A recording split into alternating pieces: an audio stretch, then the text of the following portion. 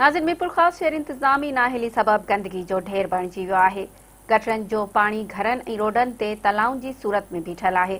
Retired secretary Aftab Memon जो चवणु आहे त सीएमओ राजम कार ऐं दिलावर मंगरियो खे गंदगी बाबति केतिरा ई भेरा शिकायतूं कयूं आहिनि, पर सफ़ाई नथी कराई वञे। उन हवाले सां ॾिसूं था तालिब शहर जी ही रिपोर्ट। सेक्रेटरी लोकल गवर्नमेंट इनके चयो आहे उहो बि नथा कनि, सफ़ाई आहे त उहा बि नथा कनि, फिंग करे छॾींदा म्यूनिसिपलिटी। आफ्ताब मेमन मुंहिंजो नालो आहे, ऐं रिटायर्ड आहियां, सिविल सर्वेंट, सेक्रेटरी रहियो आहियां गवर्नमेंट ऑफ सिंध में। लोकल गवर्नमेंट जो बि सेक्रेटरी रहियो आहियां।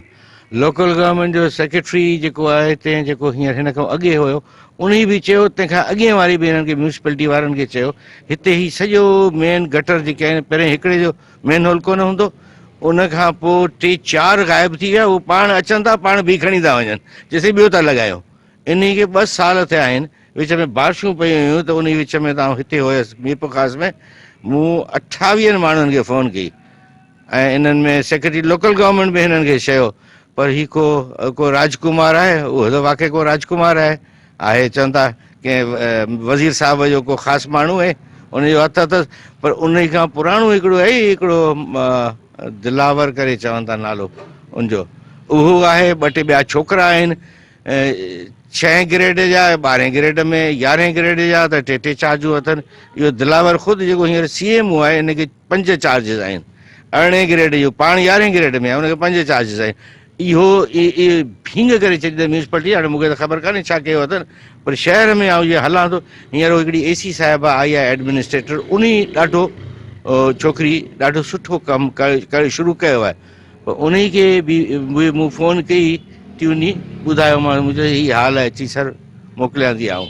उन खे मुझे बेटा ये आपको बिल्कुल घुमा जाएंगे, ये जितने बदमाश है, सेक्रेटरी लोकल गवर्नमेंट रिटायर्ड, वो कह रहा है कि यार ये मेरे घर के पास ये मुसीबत है।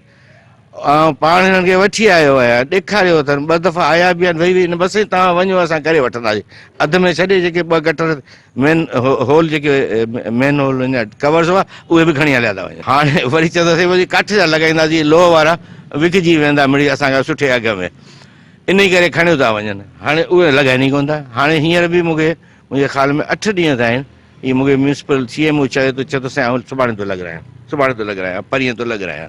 इहो हाल अथव म्यूनिसिपलिटी जो। साईं एडमिनिस्ट्रेटर त हिन एडमिनिस्ट्रेटर खे मूं चयो, पर ईअं कान चयो मान त भई म्यूनिसिपलिटी वारनि खे चयो, सेक्रेटरी लोकल गवर्नमेंट खे मूं चयो। हींअर वारो न, तंहिंखां पहिरियों हूंदो न, शेख साहब हूंदो, तंहिंखां पहिरियों बि हिकिड़ो जेको हुयो, नालो यादि कान्हे मूंखे, को इलाही जूनियर छोकिरा आहिनि, मूंखे त रिटायर थिए 12 साल थी विया। हाणे इहो जेकॾहिं हिकिड़े माण्हू सां जेकॾहिं जेको सेक्रेटरी रहियो आहे गवर्नमेंट ऑफ सिंध में, ऐं उन खां पोइ जेको आहे उनखे वरी हींअर मौजूदा सेक्रेटरी लोकल गवर्नमेंट 2 साल अॻु में हुन फ़ोन कई हुई, तंहिंखां अॻु में बि फ़ोन कई हुई। हीअ ढकण हिननि खे न आहिनि लॻाइणा।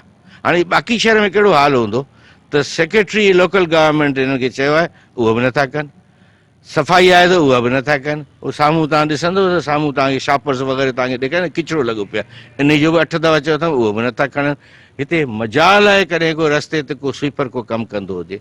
अॼु बि जेको आहे सो मूं उते वरी को म्यूनिसिपलिटी में हिकिड़ो छोकिरो आहे असांजो पाड़े में, उन खे मूं कल्ह ट्यूनी मूं चयो यार महिरबानी करे गंदा किचिरो। अॼु उन जेको आहे कंहिंखे महिनत करे 3 माइयूं मोकिलियूं जमादाणियूं, पहिरियों दफ़ो हेतिरनि सालनि में मूं रोड जी सफ़ाई थींदे अॼु ॾिठी सुबुह जो।